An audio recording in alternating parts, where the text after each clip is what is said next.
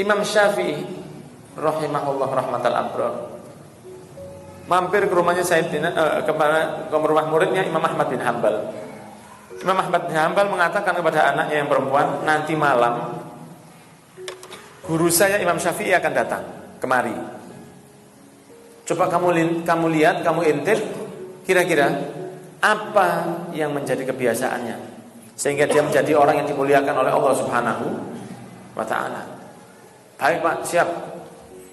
Imam Syafi'i datang, malam hari disiapkan makanan semeja.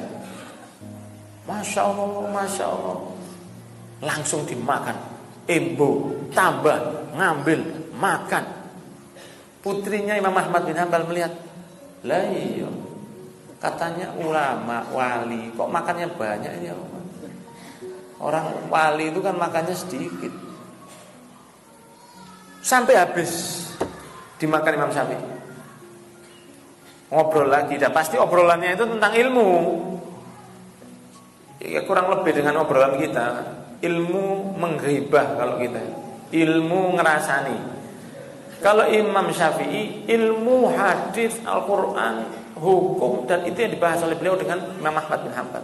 Sampai sudah agak larut malam, Imam Syafi'i dan Imam Ahmad bin Hanbal sudah masing-masing. Imam Syafi'i tidur di sebelahnya. Imam Syafi'i tidur, Imam Ahmad bin Hanbal sholat sunnah qiyamul lail sampai subuh. Imam Syafi'i tidur.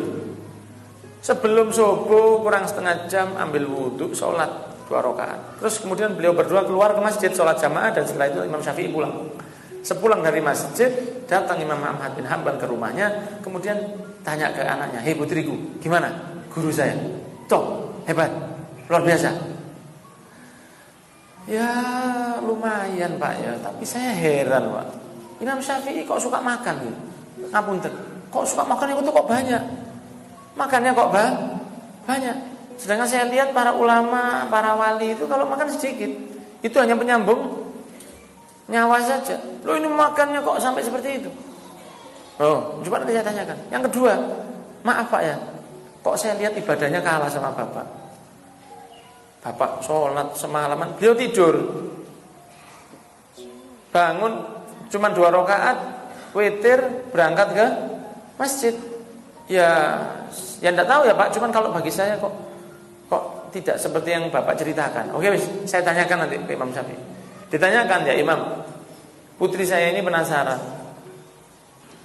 Karena jenengan datang di rumah, makanan itu habis banyak jenengan. Yang kedua, semalam jenengan tidur, sedangkan saya sholat. Nah itu menjadikan pemikiran anak saya itu gak karu-karuan. Sehingga dia merasa, masa iya ulama sekaliber ini semalaman tidur, sedangkan muridnya sholat sunnah." Senyum Imam Syafi'i. Gini ceritanya. Nabi Muhammad SAW bersabda, "Ta'amul karim dawa wa ta'amul bakhilid da." Rasul bersabda, makanan orang yang dermawan, makanan orang yang loman, orang yang ahli sedekah, orang yang ahli sedekah, ahli infak, itu makanannya itu obat. Jadi saya kesini ini nyari obat, karena saya tahu kamu ini orangnya dermawan. Dan Rasul berkata, wa ta'amul bakhilid da, makanannya orang yang pelit, yang medit, itu racun, kata Rasul. Nah saya kesini ini melihat kamu orang baik, kamu orang ahli sedekah, makanya saya kesini makan banyak. Saya berharap saya ini diberi kesehatan oleh Allah.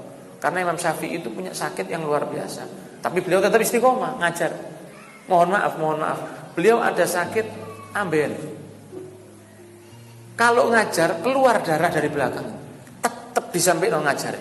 Awak ini kena flu ae wis. Tolong gantenono aku. Ngono arek. Imam Syafi'i itu kadang ngajar dan darah dari tubuh beliau itu ngalir derasnya luar biasa. Allahumma sholli ala Muhammad. Saya cari obat, kata Imam Syafi'i. Loh kan hebat lah. Hebat Pak. Jadi jangan kalau masuk ke rumah saudara yang agak pelit ya bilang poso aja daripada kena racun. Daripada dapat racun. Ada saudara yang pelitnya luar biasa, Kadang-kadang kalau jenengan datang pura-pura keluar, ya, oh bapak keluar. Katanya bapak tadi bapak keluar. Ada kejadian begitu. Terus dijawab oleh Imam Syafi'i. Yang kedua gimana? Dijawab beliau, saya tadi malam itu nggak tidur, saya cuma merenung sambil rebahan. Saya itu ngambil hadisnya Rasul ketika Rasul ngomong ke Umair, anak kecil yang nangis karena burung, dia punya burung kecil kesayangannya lepas, nangis. Ini bukan sholat, poso, haji, zakat, bukan. Burung dipegang anak kecil, lepas, nangis dia, si Umair ini tadi. Lah Rasul melihat itu datang ke Umair. Rasul mengatakan, ya Umair, ma fa'alan Nuhair. Hei Umair, apa yang gimana kabarnya burung kecilmu? Dari hadis itu saya ketemu 70 hukum dalam agama Islam, dalam rebahan saya. Understand? Kelasnya tahu jenengan beda nih. Imam Syafi'i rebahan untuk umat. Imam Ahmad bin Hanbal sholat untuk dirinya sendiri. Itu dari satu hadisnya Rasul bisa keluar 70 hadis, 70 hukum. Imam Syafi'i. Padahal hadisnya tentang anak kecil yang lepas. Bukan lagi innamal a'malu binniyat, ya lebih dalam lagi.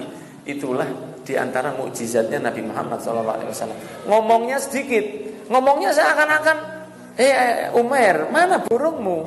Tapi kalau yang dapat itu Imam Syafi'i, jadinya jadi hukum.